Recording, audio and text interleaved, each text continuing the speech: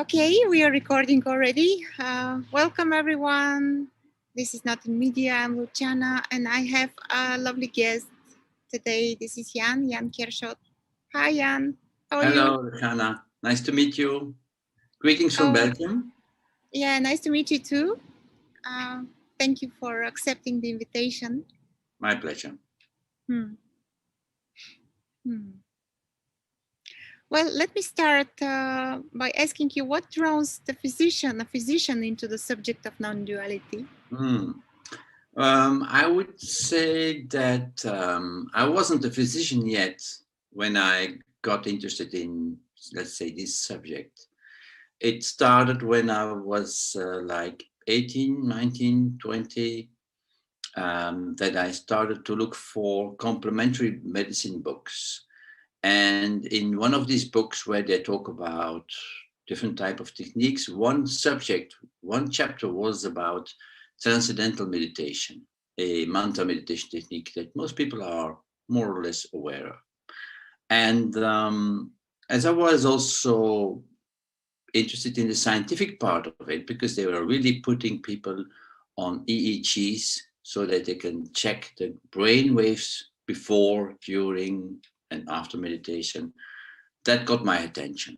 And so I went to see the author of that article, and he was a physician, a general practitioner, and I contacted him by phone. It was before the internet.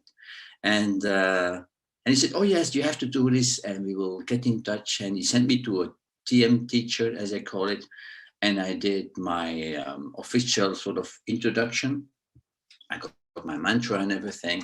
And from the first second I received the mantra, it was something like I went through a sort of a wall. I mean, not literally, of course, but that there was, afterwards, I would say, a door opened, a sort of door which was closed before, opened by just starting the meditation from the first day on. And I continued meditation on a regular basis. You were supposed to do it twice a day, 20 minutes, and I did so. And during my medical studies, I continued, and I started after a while to look for the origins of the transcendental meditation, and found out that it was Hinduistic of origin, and that there was so much to read about, and so much about yoga, about different types of yogas, including jnana yoga, which is more the mental approach of yoga. You also have, as you know, karma yoga, which is more to do with what you do and how you approach life.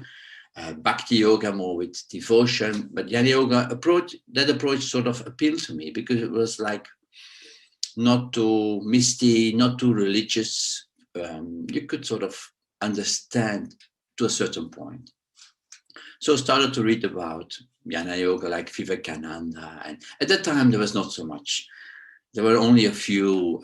Even finding a book of Ramana, you had to go to Amsterdam or to London. I mean, it was not just so available these days.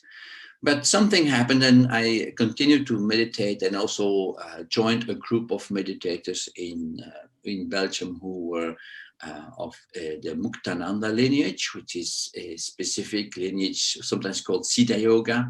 It's not a real type of yoga where you do asanas, but more singing or chanting together Om Namah Shivaya. And that was also still during my time when I was a medical student. And I always had this sort of a love-hate relationship with religious things. First of all, I knew it was, it attracted me very deeply in a way that I could not explain with my mind, which was sort of even frustrating for me. On the other hand, there was something in the religious part of yoga and meditation that sort of appealed to me, that attracted me. So there was this sort of double situation. And when I finished my medical studies, I started my conventional physician, let's say, practice as a private practitioner, but was already interested in non-conventional treatments like injections with natural products and so on, which I'm still doing now for several decades now. So I would say that the interest in the, let's call it transpersonal or the spiritual, was already existing before I graduated, and there is some sort of a link between the two, but maybe that's going to lead us too far from the subject that you usually talk about. So, as I said, you are the guest. You are. I'm your guest. You invited me, so I'll leave it to you to decide where this Yeah, conversation is going. Yeah. beautiful. Yeah. So my question was initially, what is the connection between non-duality and science? But now that you are speaking about the practices that you approach from a very young age, Mm. yeah, could you share? Does something from this help you, or mm, do you practice now? Yes, let's say that practice is a word that's gradually sort of faded to the background. And this doesn't mean that practice is now regarded as unnecessary, but more as before, I would say there was the meditation 2 times 20 minutes a day, and then you have the rest of the 24 hours of normal life, which is studying or later on working, seeing patients, having a wife or children, friends, buying a car, going on holidays, eating, drinking, restaurants, movies, everything. But that sort of split between one side or the other gradually sort of disappeared. And they became interwoven. Like I might be sitting in my car in traffic jam and not like doing meditation with the eyes closed, but still being aware of awareness as awareness. And before it was like I had day-to-day life. I'm here, you're there. There is time, there is space, there is good, there is bad, and everything. And then you go into the deep meditation, everything disappears, the mind is still, the heart opens, and you're in this sort of silence or whatever you want to call it. So that's sort of split between the one world and the other. That's gradually, and I don't know how and when it happened, but gradually it sort of became like interwoven.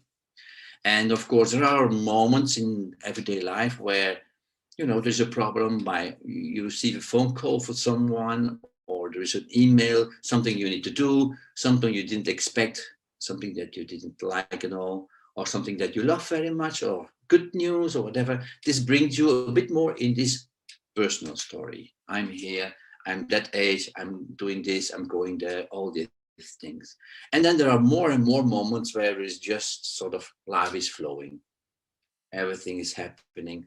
I'm not doing anything. If something is happening, it's almost like the universe is doing it. And I'm just, part of it, like a wave in the ocean. The wave seems to move up and down and disappear, but the power or the forces are coming from underneath, from the ocean itself, the currents under the waves that you can't see, or the wind. And these forces, these natural forces, they interact, and this is what's making us have this conversation right now. And those who are going to listen and look at this conversation, they will also be sitting there, listening to it, liking it, disliking it, having a tea in the meantime, or wanting to do something else. It's just happening. And that's the beauty of this, to discover, to taste that there is something which is beyond you and me, beyond Lucana and Jan, beyond humanity even, which I sometimes call transpersonal, beyond the person, but not suppressing the person. Not like I need to choose one and then leave the other. I have to shave myself and behave like a monk or like a nun and leave society in order to be spiritual.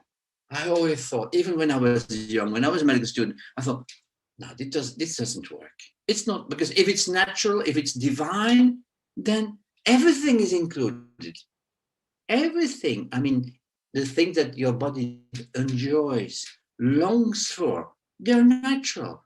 And is, let's say, including all that, embracing all that, is for me more like a spiritual life, not taking a decision or saying this is not good, because then you get some extra tension, like you have to sort of struggle all the time. And I have to follow the 245 rules of my society. I think nature is so beautiful and so inviting from moment to moment that it becomes obvious which are the things you shouldn't do and which are belong to your path, or which don't belong to your path. And so it's more like a natural way of living. Less rules, more space, and not the idea like, now I'm going to do everything because there are no rules. No, because that's the ego again. Because if you say, I want freedom, but that's the ego saying it. The ego doesn't want freedom. The ego wants to control your life. But there is something behind, so to speak, your sense of person, which looks without judgment, without interfering, and just almost looks with a smile. Or if this is also open, with an openness coming from here, not just from this mind thing, which is way too busy, especially in the Western world. I mean, always these voices, I call them sometimes the parrots in our heads. And there's just one voice. There are 2, 3, 4, 5. One sounds like your grandmother who died a long time ago. One is like a teacher of 2nd grade. The other one is your parents or whoever. I mean, could be anything. And they all give commands. And I mean, once this is where meditation or walking in a park or just looking at the sky can be beautiful, because it tends to slow down the voices, sometimes even stop them altogether. Then you're lucky. And then when this is quiet, then the rest can come. Openness here, belly becomes happy, and life just flows. And still, you can have a car accident, still something can go wrong on some level. Relationships can go wrong. So, you can lose your job, or you can be extremely lucky. Everything is still possible. But the voice is inside. We say, this should not be happening. Oh my God. It still happens, of course, because if you're biking and it's beautiful and starts to rain, nobody likes that. But it's okay. And it's going to already the next one, and the next one, and the next one, and the next one. And even if it is raining, you're okay, I'm getting wet, and so what? So there is a sort of a fluidity, an easiness to life, and yet not by doing something or behaving in a particular way, just by letting nature do the work, and the interference of the human programming is lesser and lesser and lesser. And that's why you don't have to add anything, because it's already totally complete. And famous spiritual teachers have said that hundreds of years ago. But when you read it, it's just like, okay, it's an interesting idea. But when that becomes alive in everyday moments, then you say, oh, how can I have been so not stupid, but why didn't I see this before? I mean, everybody can see this. Nobody, that's so beautiful. Nobody's excluded. Can you imagine? Nobody's excluded from this. But this with a capital T, like it's everywhere. It's timeless. It's formless. It's not mine. I don't own it. It's not in my pocket. It's everybody's. Everybody is it. But not in a like a fluid way, like, oh, I'm going to love everyone because everybody's it. No, that's flower power of the 70s. That's before we were there. But I don't think it's that. There is total spontaneity, like nature. I mean, birds, they fly, they come and they go. They don't look at their watch, or they don't think I should be like this. The oak doesn't want to look like a pine tree or vice versa. They live. They breathe, if they're animals, they grow, and they die. And they're also in this eternal cycle of summer and winter, of coming and going, as we are as well. And recognizing that and seeing that we are a part of that can give a sense of peacefulness, recognition, and even a subtle sort of joy.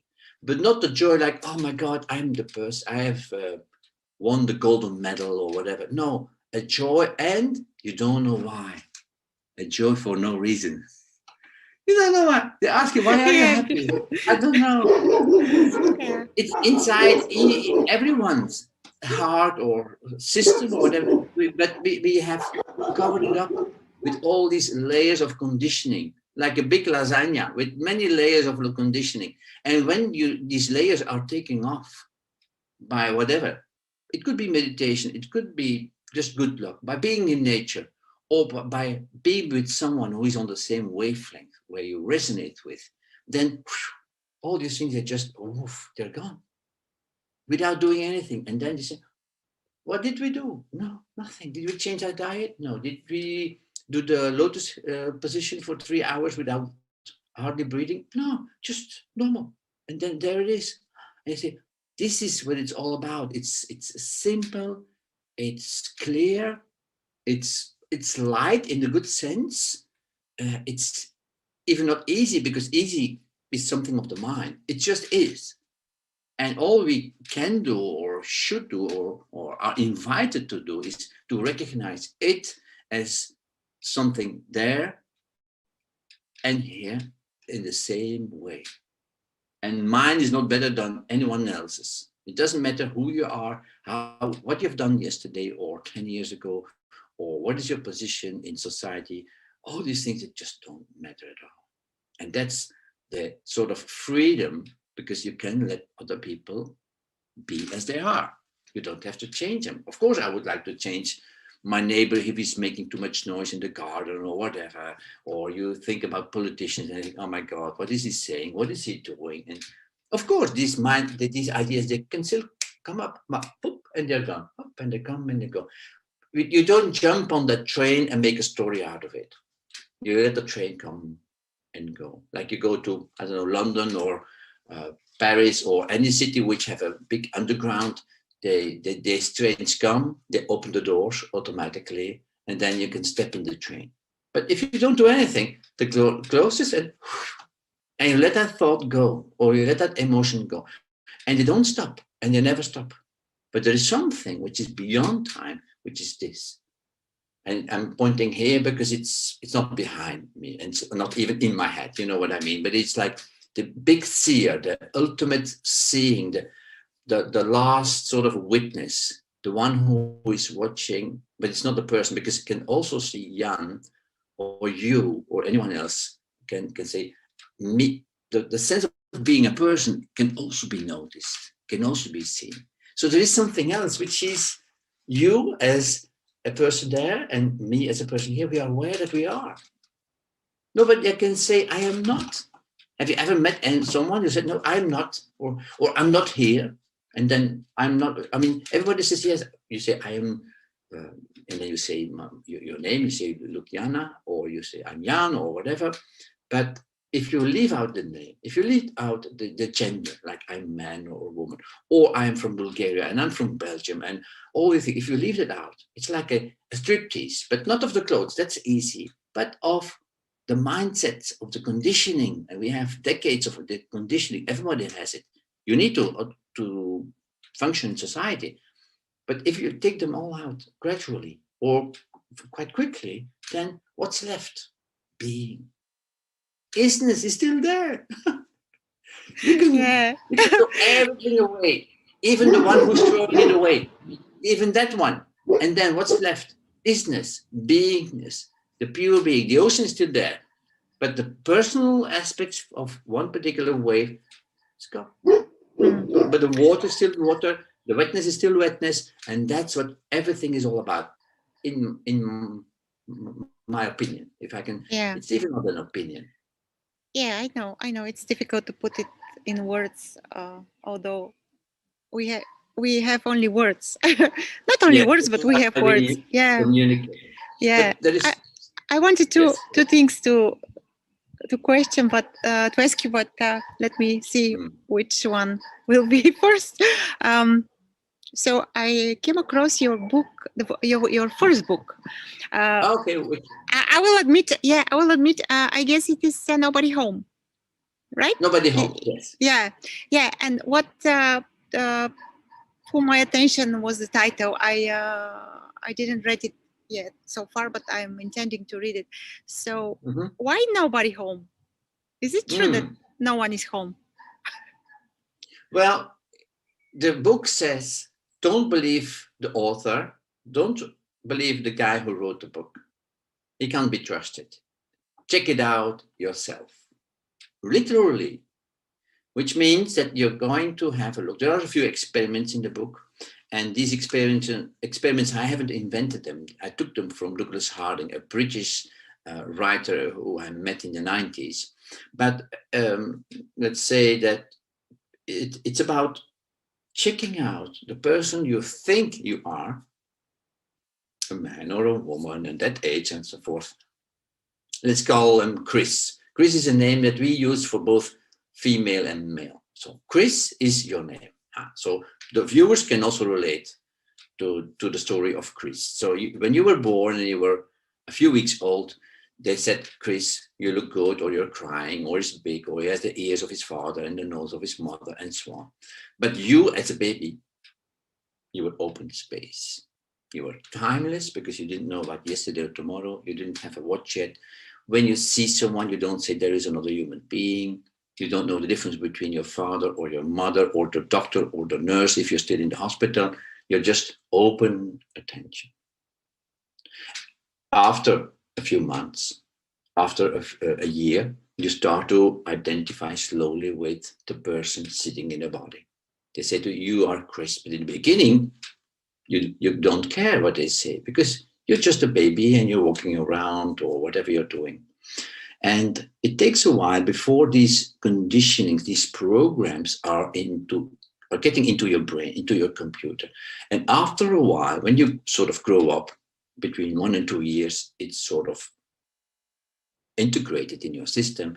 You say, I am Chris, I am a boy, I'm a girl, and I'm going to school tomorrow. That's my mother, that's my friend, that's my brother, that's my sister. You learn to identify and you learn to put others also in that machine they call the body. And they all become body-mind machines, including yourself. But all the while, even now, while we are talking and looking, this open space of the little baby of 2 months old is still here. And that open space, there's nobody home. There's no one there. We just said, before you started about the title of the book, there is a sort of pure awareness here. And the person we think we are can be seen. I mean, that sentence alone can make someone shift in a second. The person you think you are. Others told you. Your parents, your teachers, and they had to. Don't worry. But the person you think you are can be seen. My question to you, Luciana, is what? I could say who, but it's rather what is seeing the person you think you are? Where is that? Is it far away? Is it in the other room? Is it in another garden? Is it at a long distance? Has it ever been away? How does it look? Is it a form? Is it somewhere that you can catch it and hold it in your head, in your heart, in your belly? You can't get it because it's formless. It's timeless. It's like you you go to the movies. In the old days, when we went to the movies, you had a front screen, a wide front screen, very large, and a light on the back. And you sit in between. The audience is sitting there. And you see this wide screen. But while you're looking at the movie, you don't realize you're looking at the wide screen because you are distracted by the story. And if it's a good movie, you don't think even that you're sitting in the movie. You're scared when it's scary, and you're happy when it's joyful, and so you go into the movie. That's also what we're doing in the daydream of everyday life. It's real, and it's supposed to look real, and it is in a way, because if you hit something, you will feel it. And when you meet other persons, you see, indeed, you meet other persons. But in the meantime, this sort of open space is always there. And in my metaphor of the movie, it's the white light at the back of the theater. And what we do in the book in chapter 4 is to stand up in the movie, in the movie theater, in the room, in the big room. You stand up, you turn around for 180 degrees, and you look into the light. And what do you see? White light. Can you describe the light? No. Has it a color? No. Has it a shape? No. Was it there one moment and then gone the next moment? No. It was all the time, it was there. But we can't turn around physically. We are still looking at the movie. But sometimes during meditation, or when you're lucky and in other moments, you suddenly see a white screen. You think, oh my God, the white screen, and you realize that light is always there. There is no movie without light. It's not the opposite. The light doesn't need the movie. It's the movie that needs the light. You can't have if you don't have the movie screen, there won't be a movie to be seen. So in this metaphor, it's only a metaphor, but in this metaphor, you might realize that all the time, also while we're having this conversation, but also when you're going to have dinner tonight, or when you're going to drive a car or take a train, all the time. And I wouldn't even have to use the word time because it's timeless. It's never absent. Let's put it that way. It's always like a space, a sort of, yes, the core of life.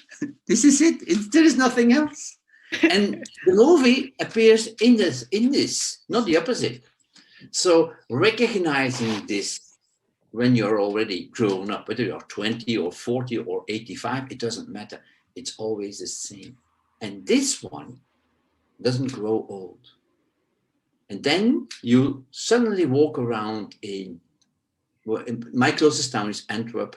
Yours is probably, I don't know what it is, but if you walk around in your village or in a town, you see all these people passing, and suddenly you see everywhere Buddhas in jeans. Buddhas in jeans, male or female, young or old, they're all, but most of them don't know it, that they're Buddhas in jeans.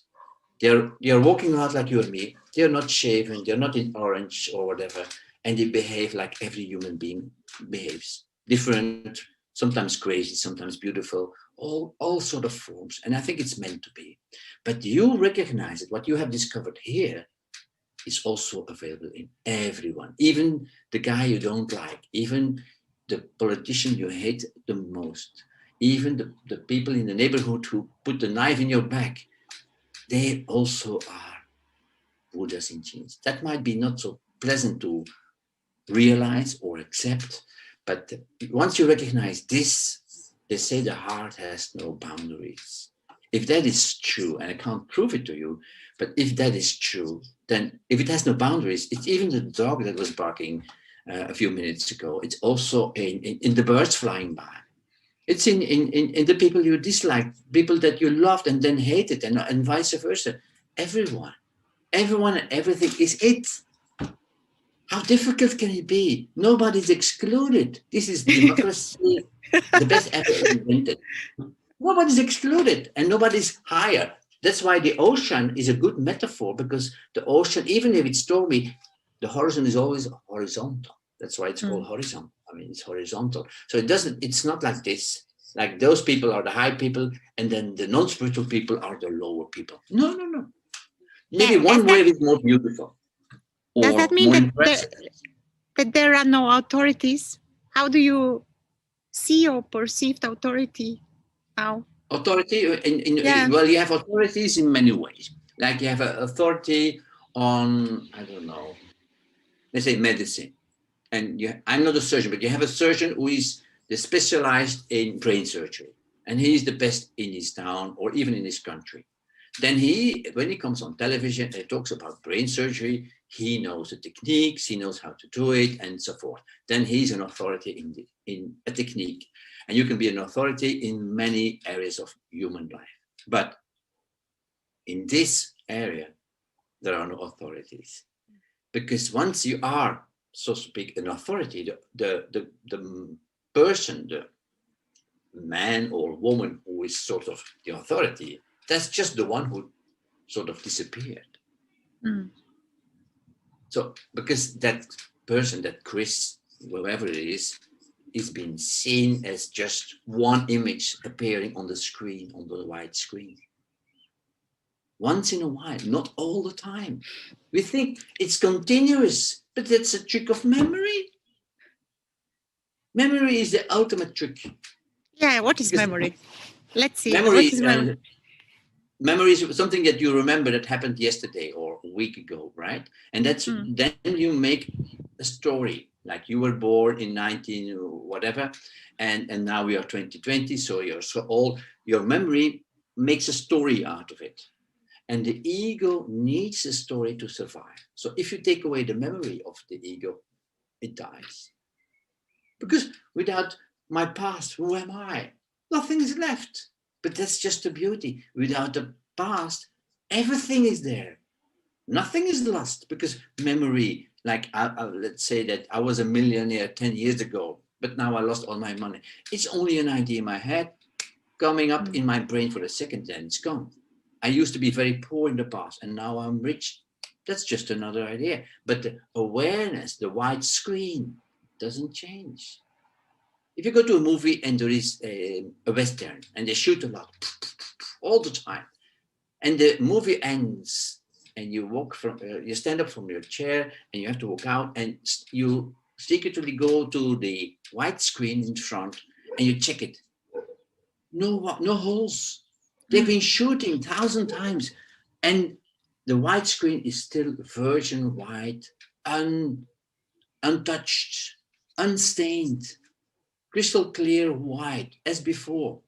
The same with our pure awareness, our beingness, the isness. It cannot be touched. Even if I'm going to die tomorrow or have a terrible disease with lots of pain, the pure awareness will remain untouched. Isn't that beautiful? Yeah, it is No beautiful. matter how your movie goes, no matter how your movie goes. Yeah, yeah.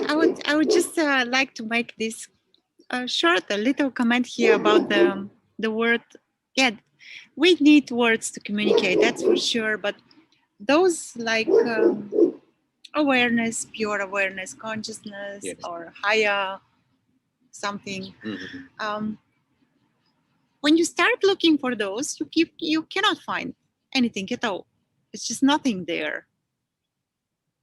It's just that's the mind something. thing. It's not. Yeah, something that yeah tries to put something in in something, but it's not possible to pinpoint awareness. Say, oh, this is the awareness that I'm aware of.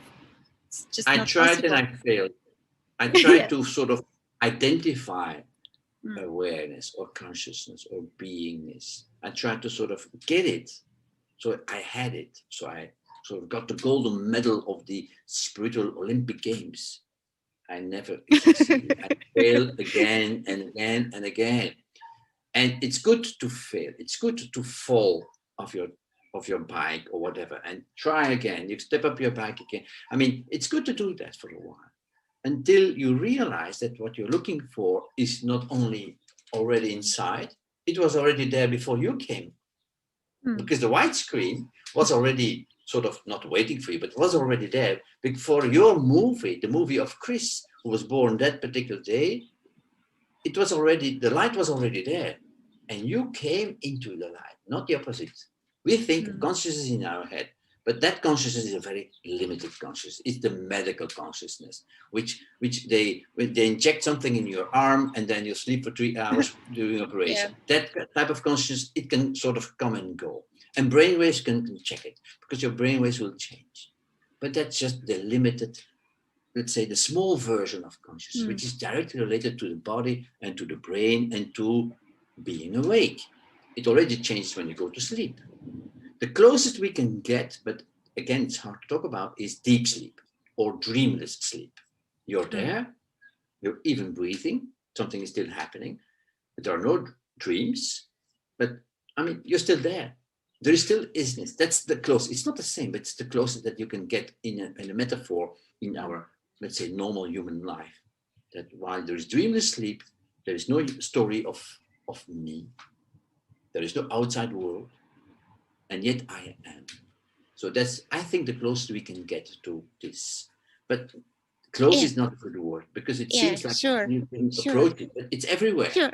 Yeah, sure. I just mention these words, like, because there are people who try to grasp it, and like they find this thing called awareness, and so this is it. Something like this. Let me bring you back to this transpersonal philosophy. You sent me a beautiful article.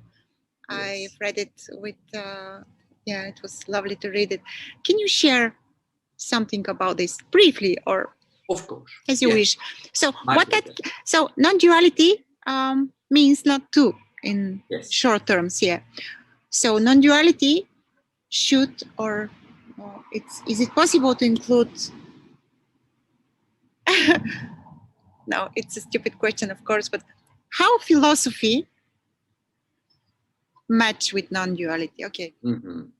Very good question, and interesting, because at some point I was a bit struggling with this sort of common, let's say, expressions in non-duality, like there is no one here, there's no one there, there is no world, there's no time. And I've written similar things in my books, like in Nobody Home. And from a particular point of view, that's true. But on the other hand, I also felt, but when I wake up and let's say I'm going to see a patient, then I still feel like a person. And I feel like there is another real person sitting on the other side of the table, and we discuss medical affairs, right? So I thought, how can I combine the old view of the person with a newer view of non-duality, that there is no sort of separation? And the metaphor that came up while I was sort of thinking about that or dealing with that issue was the wave in the ocean. And it's a good metaphor. I didn't invent that metaphor. I think Buddhists use it for hundreds or maybe even thousands of years.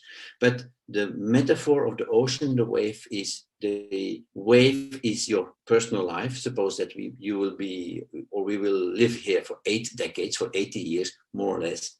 Then the wave emerges out of the ocean.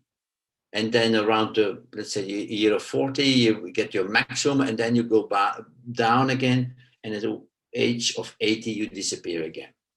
All the time, you are the ocean, you are water, you're wet, same wetness as the other waves. And when you look under the surface, there is already oneness. And when you're under the surface, there is only unicity. There is even no separation. But from the outside, you see, this is my wave, and it's a beautiful wave. Look at me. But there is another wave. This one is bigger. That one is smaller. That's a very beautiful wave, and so on. So there is separation from the outside, but there is underneath no separation. And I try to sort of combine those. And that's why I came up with the word transpersonal. Personal is I'm here and you're there. I'm in this country, you're in that country. And the one who's looking at this video afterwards will say, and I'm sitting here behind my screen watching a video of 2 people talking about nobody's there. And they will have a good laugh. But on the other hand, even the man or woman who is watching this image, instead of watching to the screen, they can turn it around for 180 degrees and say, what is watching? What is even watching the idea of these 2 persons on the screen and myself watching it? What is watching that? And this is not a riddle. This is not like a trick or a mental difficult exercise. It's too easy for us adults. Children, they get it right away. They say, of course, everybody knows it, but they don't say this because they're not programmed like we do. Or the dog that was barking, or a cat or whatever. They just look and see, and without much of comments. But we can do this as well. We can rediscover that. And then there is just this openness. So we have both. We have the personal and the impersonal. And it's in Advaita, sometimes it's like, oh, everything which is personal is bad. You should not have desires. You should not enjoy life. You should not enjoy the things of your body that you like, or you should not this, and you should. I think if it's natural, it's supposed to be, otherwise it wouldn't be. And it's the same for the trees behind you, or the sky, or the birds, or awful things like being ill or have pain. It's all part of it. But there is something which is not a thing, but a sort of a space. I like the word space because you can't grab it, which is always there. It's never gone. And when you sort of are less attached to your egoic story, to your personal narrative, to your story, your life, there is more openness to sort of get a sense of that which is beyond the person, which is timeless, formless, and never absent. And that's when we say, we are that. I am that. You are that. And the I and you are even becoming less important, and we are that. but not like we, the two of us and the others are still looking for it. No, everybody is this. And then comes the openness, the sort of the heart opens, like, but everybody is this. Because before, for me, it was more a mental, deep understanding and an enormous clarity that came many years ago. And thought, oh my God, yes, this is it. And it was it, and it still is it. But it was more like a taking away of a curtain in front of your eyes or in front of your head, like a clarity and openness. But after a while, and for me, it happened partly, there were many factors, but one of them was this here, even the person that I dislike also has this. And that recognition, the Buddha and Jean story, like you see people around you and the ones you like as much as the ones you dislike, they all are this. And that was for me the opening of this. Like, everyone is this. And I used to read about unconditional love. And I thought, unconditional love? No, I don't believe in this. I love her, but not her. I love him, but not him. I like that person. But no, that's the human love. Human love must be conditional.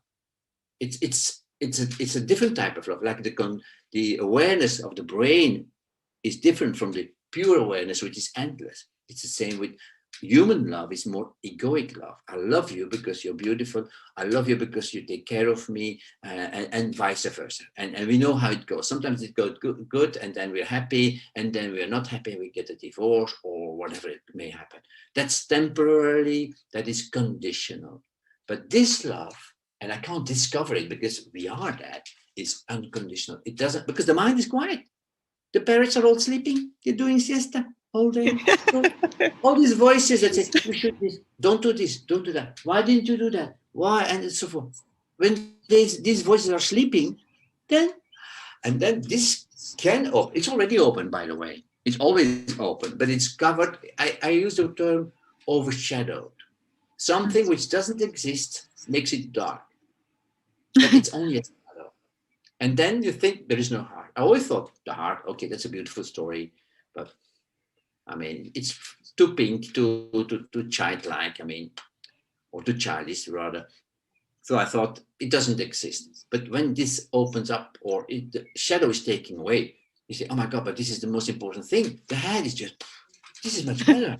Because it is endless. It doesn't stop. It doesn't judge. It's the source of joy. And the joy is usually more like when this sort of, and that's also in the article, that when the heart opens, you have this sort of a sense of spaciousness, but not just mental. You sense it. It's like a source inside of you, which doesn't stop, and it just doesn't stop.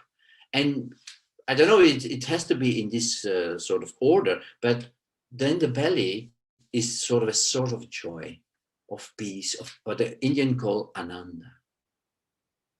And Ananda is in this, you probably know, I usually don't use difficult terms, but there are a few that I like and everybody knows, like Satchitananda, means to be. Everybody can say I am, as we said in the beginning, nobody can say I'm not here. To be, Sat, Chit, one of the meanings is that you are aware that you are. You are aware that you are, you're not aware that I'm a man, I'm aware that I'm a woman. No, I'm aware that I am. This is awareness of awareness, but not as a person, but as awareness. So that's why I like these words, being aware of awareness as awareness. And the last two words are the most important because we are already there. It's sort of looking in a mirror and there is no one standing there, something like that. But there are no images that can explain this. So where was I? Yes, this. And then you have Sat Chit. If you recognize awareness, Ananda comes. Joy, but you don't know why.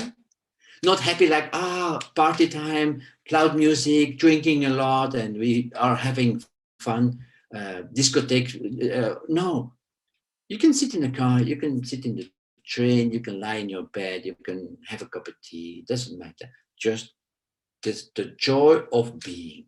I mean, there are now 7.5 billion people on this planet. And in 100 years, it will be another group of people, another wave of people who are on the, and we won't be there. Instead, we will probably not make the 100 years. And it's just like, oh my God, I'm part of this. I'm part of this. Isn't this amazing? It's incredible.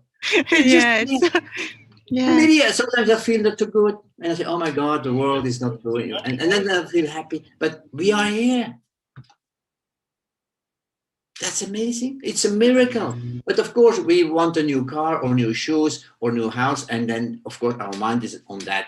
And when we don't get the shoes or don't get the car or don't get the new apartment, then we feel dissatisfied, disappointed, not happy. But still then, I am. You can say, I am. Everybody can say, I am. And that I am, when you take out the I, you only have the M, to be, beingness. Mm. And it's everywhere. Even the flowers that I can see behind you from the tree, they could also say I am, but they don't say it. But they are. So it's all inclusive. Nobody's excluded. Mm. That's the beauty. Yeah, that's the beauty. Natural Sure. beauty. Mm. Okay, there is this question that is coming here. Yeah, some say that there is no hope, that this is hopeless. Hopeless. Yes. So, yeah, so everything that the individual do to get somewhere is hopeless. Yes. Yes. So, what is your point of view? Is it hopeless? Yes. Is there a hope at all? So, well, hope is usually an ego thing, because awareness doesn't hope. To be is just to be. It's timeless. I told you it's timeless. It's just a word. Timeless means there is no past and no future. Hope means me, the person, the ego, if you like, wants to be better in the future. We don't hope to get ill tomorrow. We don't hope to get in a car accident next week. No, we always hope for the better, right? The utopia. But utopia also means that you will never get it. That's the beautiful about the word. I'm sorry about that. I don't want to disappoint you, because I have much better news for you. Yeah, what is the news? So much better news for you, because if you hope for a better future, it's an idea now, and in the future we don't know what's going to happen. I don't know, and I don't need to know. But I have good news for you, because the beingness that you really are is already here. And you can say the same thing. You can repeat my words, but repeating the words is not enough. You can not just understand it, you can see it, you can feel it, you can integrate it. And that was also the article about that. It's not just an understanding, but also a sort of sense of, yes, I am that, a sort of embodiment of that. And I think it's even the sort of, it's the easiest thing to do, and yet it's the most impressive, the most wonderful, because, and hope, you asked me about hopelessness, but there's only one who can be hopeless. It's the ego. But the ego and even hopelessness can be seen by that which is never hopeless, but doesn't even expect something. It's not like I'm happy today and I'm unhappy tomorrow. No, it's neutral, but not neutral like gray. No, neutral like full of light, full of even love if you want, but, or I would say full of life. Just life is streaming, like the blood is streaming through our arms and our limbs, our belly, everywhere. It's the same, it's everywhere. And it's sort of feeding us. It's the force of life, maybe. And we can't grab that. But when you were using these words, I was thinking of one of my teachers, if I can call him this way, Tony Parsons. He also said to me in London many years ago, like, it's hopeless. But then he was talking to Jan as a spiritual teacher who was very eager and wanted to get it. Yeah. And he said, and in this case, it is hopeless. Yeah. Yes, of course it is. Because you, as Johanna, are never going to get it. But the same was for Jan. But I didn't accept that when he said something like that to me. He said, you're still waiting for something. That's what he said. I was waiting for the ultimate nirvana, moksha experience where I would talk to the gods or be in perfect happiness and whatever. But that's still the person wanting it. But remember, the person you think you are can also be seen. And then I ask you, by what? Or not by who, but by what? It's not by what. But it's just to bring you. You don't have to answer that. Don't answer it, because then you're here. It's already open. It's already here. And everybody is this already.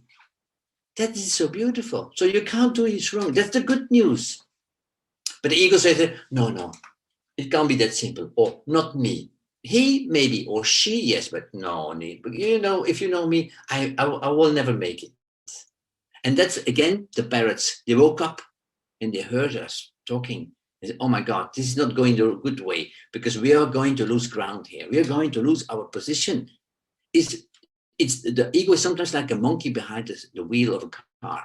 And you're driving the car, but in fact, the monkey is sitting on your lap and he's holding the steer. And he says, now we're going this way, and now we're going that way. But there is something behind you and that monkey on your lap, which is watching. And says, it doesn't matter. It doesn't matter. And it's not like you say, it doesn't matter, but like people can die, people can suffer. I don't care because I have what I need. Not that kind of, it doesn't matter. More like everything is as it is supposed to be. I think it's the Bhagavad Gita that starts with, I'm now translating in English, if it is, it is. If it's not, it's not. That's it.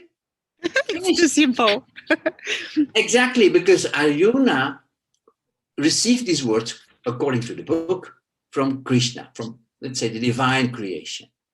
And probably Arjuna, who was a person like you and me, said, and so what? And then Krishna started to explain, and they did so for a long time, and had all these beautiful stories. I never read the whole book, of course, but I mean, there is something important about these words. It is. It is. Or maybe the Bible says, in the beginning there was light, but not in the beginning, it's still here now. It has never been anything else. And you can put names on it, but I prefer not to. I prefer not to go into the religious, not because I dislike it, but it becomes like, oh, my God is better than yours. My book is thicker than yours. We know better. No, because everybody is this. Whether you go to the temple or not, whether you go to a different sort of church, it doesn't matter. But still, religion can be an invitation. It can be a reminder that there is more to this place than just eating, drinking, and dying. So yeah, there is again this sort of love-hate relationship. Like religion can divide you, can distract you, and you say, "Oh, if I follow the rules, I will go to heaven." But heaven is right here, right now. So there are no rules. Just discover what's already here, right now. And so it's hopeless anyway for the spiritual ego. Yes, it is. Yeah, thank God. And that's good news. It's not bad news, but it's bad news for the parrots in your head, for that egoic construction. It's a mind construction. It even doesn't exist, but we call it ego because everybody can recognize it. In the beginning, when you're like 12 or 13 or 14, you want to be somebody. You want to be smart or attractive, successful. And in that sense, the ego can have a sort of good connotation, like you're someone who wants to do something in life, reach something, and that's all fine in that time between, let's say, 10 and 20 or something. But then between 20 and maybe 40, you sort of reach certain things.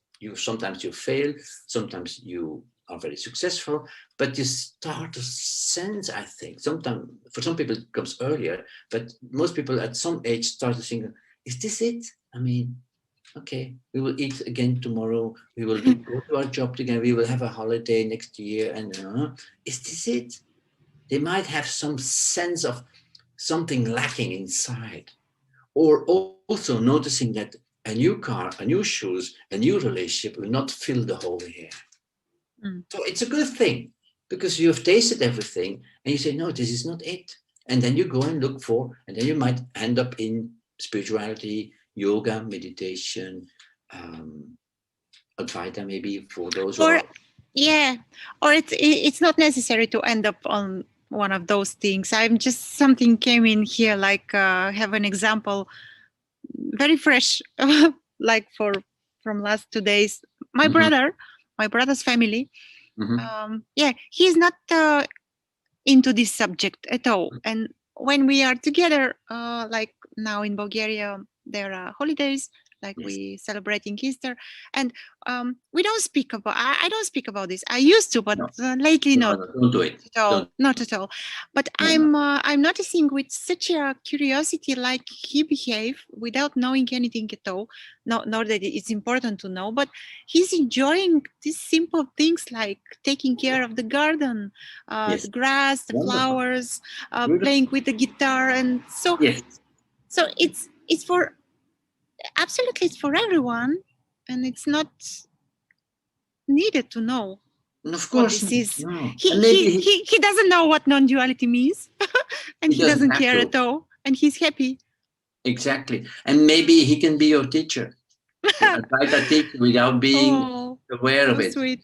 Or Yeah, so sweet. your cat can Yeah, be your teacher. We it say is. something like My, this, my cat. My cat is my teacher. Sure. for example, not to ridiculize Advaita, because I think it's the most wonderful sort of subjects, one of my favorite subjects.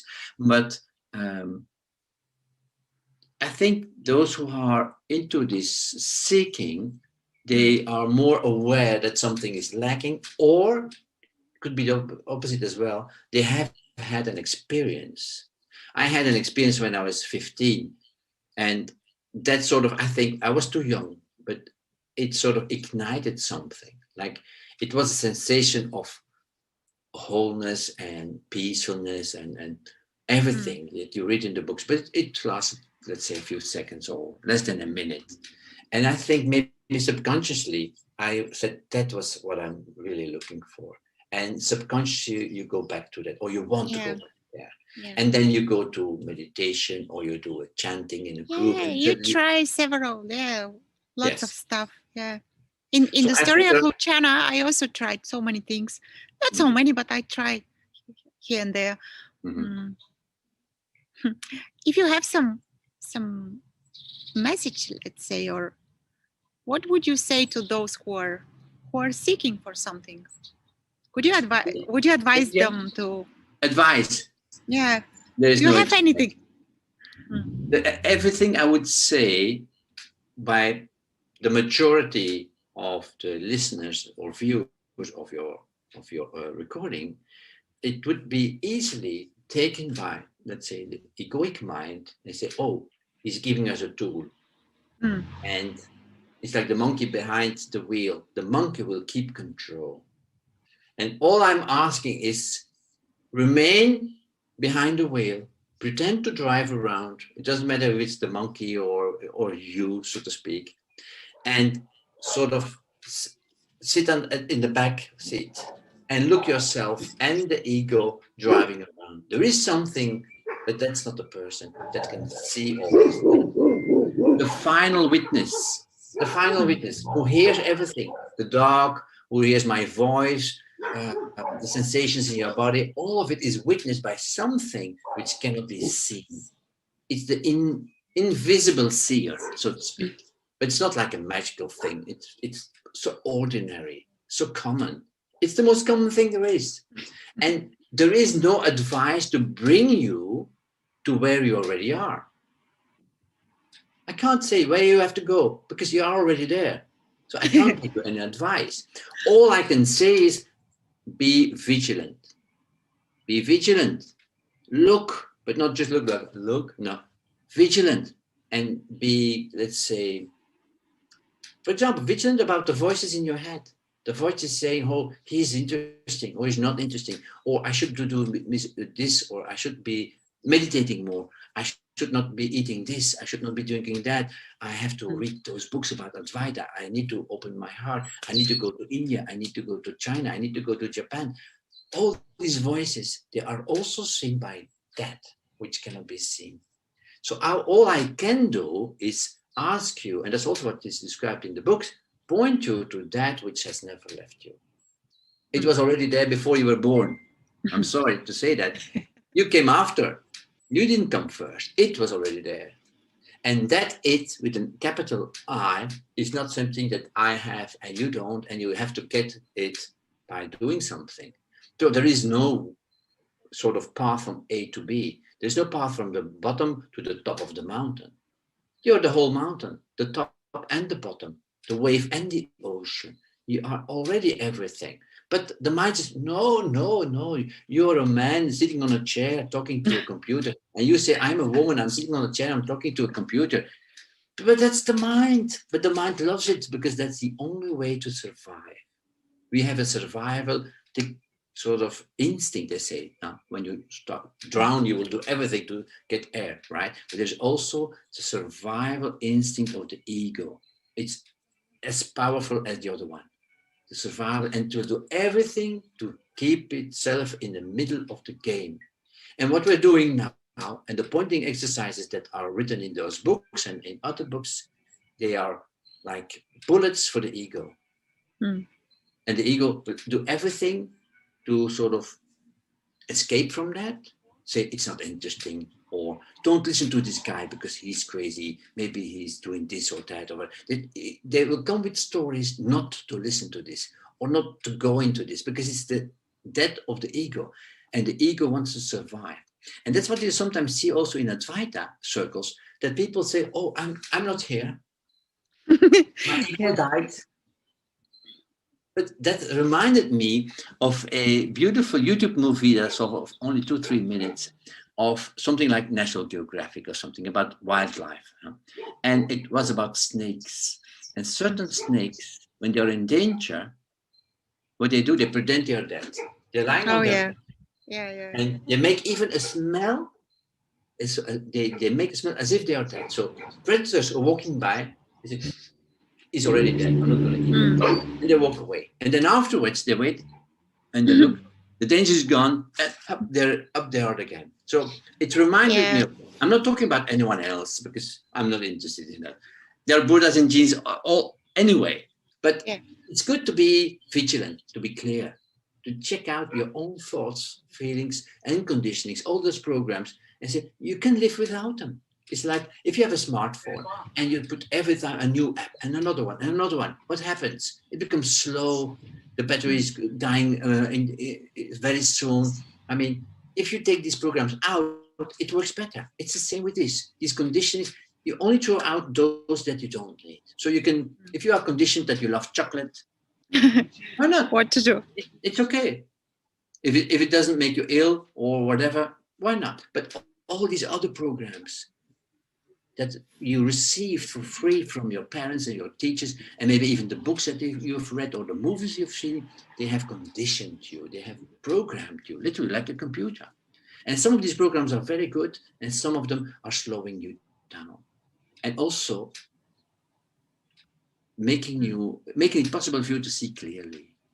And what we do in these books or in the talks like this is making things clear, just making it clear. Nothing is added.